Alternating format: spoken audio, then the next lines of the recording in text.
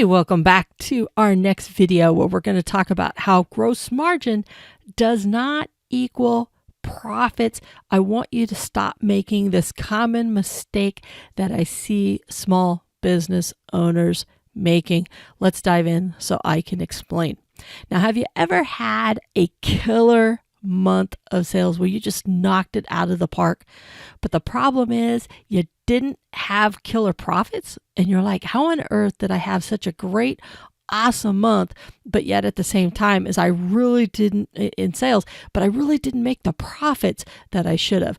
And more than likely, if that's the case, you probably had this happen to you, and it happens all the time.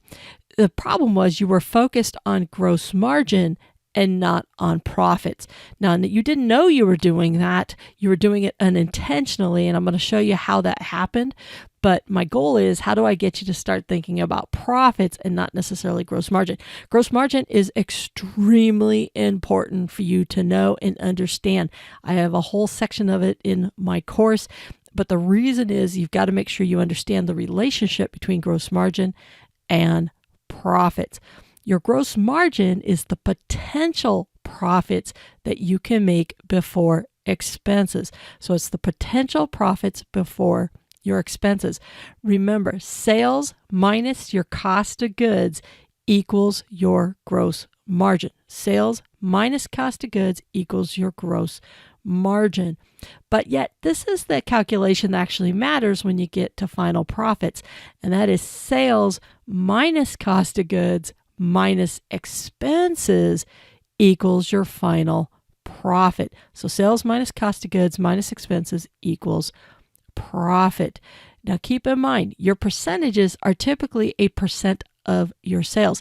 They have a dollar amount associated with it, but because your sales are all over the place, the percentage of your sales for your expenses might vary month to month. And in the course, I actually dive into that quite a bit to help people understand how to figure that out using your profit and loss statement. Your income statement has the percentages that you need to be able to figure this out and plug in the numbers, because not all months are the same. So let's just say your expenses typically run $3,000. Well, $3,000 on $10,000 of sales is going to look like a heck of a lot different than $3,000 out of $5,000 in sales. So it's important that because of a lot of your seasonalities, you understand what your expenses run as a percent to sales. And I'm going to show you why that is important for you to know. So let's just take a typical sale. Let's just say you sell something, you quote somebody $200. And your cost of goods are going to run $90. So in your mind, you're thinking, oh, I'm going to make $110. Well, you're making $110 in gross margin. And this is why people get so excited. They're like, oh, I'm making $110. That's exactly what I want to make off of this job. But is it really what you want to make? You don't know, because you're missing a key part of the profit situation. So let's take a look. Once again, sales minus cost of goods minus expenses is going to equal your profit. Let's take the same situation. $200 minus the $90, but we know we have 40% for this particular month that's also going to go towards expenses, and that's going to give us what our final profits are. But how do we know what that is? Well, everything is a percent of sales. So what we're going to do is, if we know 40% came off of our P&L, that's where we got that percentage, by the way. That doesn't necessarily mean yours is 40%. For some of you, it might be 50%, 60%, 20%. But we're going to say, for our example, it's 40%.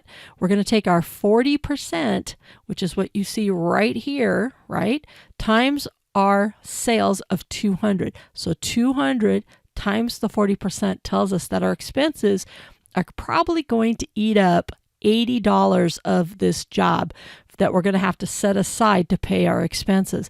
In which case, when we put it into our sales minus our cost of goods minus expenses, so 200 minus the 90 for cost of goods minus the $80 for expenses, it means your true profits on this particular job is actually $30.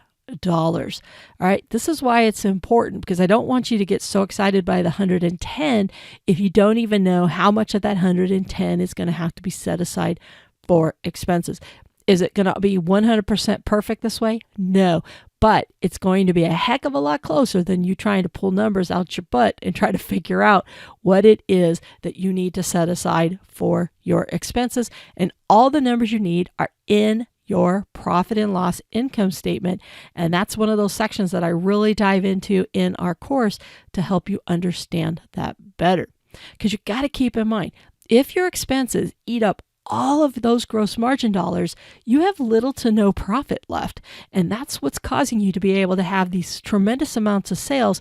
But yet at the end of the day, after you pay your bills, you've got no profit left. And it's because you never calculated in and never figured out that you were going to make a certain amount of money in order to be able to cover what those expenses are. So don't let your expenses eat up your gross margin dollars. It's not going to help you be profitable, because you want to memorize this calculation. Sales minus cost of goods minus expenses equals your profits. All right. And that's the one calculation on the podcast I'm always talking about on our Know Your Numbers Thursdays. Is we always talk about sales minus cost of goods minus expenses is going to help you be more profitable. Now it's your turn. I want you to go bid out some job, quote, do an estimate, whatever you call it for your particular situation. And I want you to plug in your expenses, and I want you to see what your true potential profit is. So your gross margin is going to give you the first pass of it, but after you do the expenses percent that you need to set aside in your account to pay your bills, what's your actual profit going to look like? I want you to practice this, all right? And like I said, if you want to learn more, head on over to Know Your Numbers course. It can be knowyournumberscourse.com, knowyourbusinessnumberscourse.com. Either one is going to get you there, but we take a deeper dive into learning and understanding your numbers much better so you can start earning more profits. My number one mission is to help you make more money in your business. And if you like this video and you want to get more of the past ones as well as any of the future ones I put out, don't forget to hit subscribe so that way you can learn more.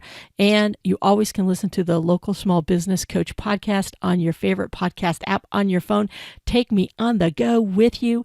Every week we've got 2 episodes where one is we talk about your business and help you grow your business in different ways, different aspects of your business. We break it down. And then every Thursday we have a Know Your Numbers course, video, or not video because it's a podcast, right? We do an audio every Thursday that's going to help you understand your business numbers better. Now get on out there and be the badass that I know you are.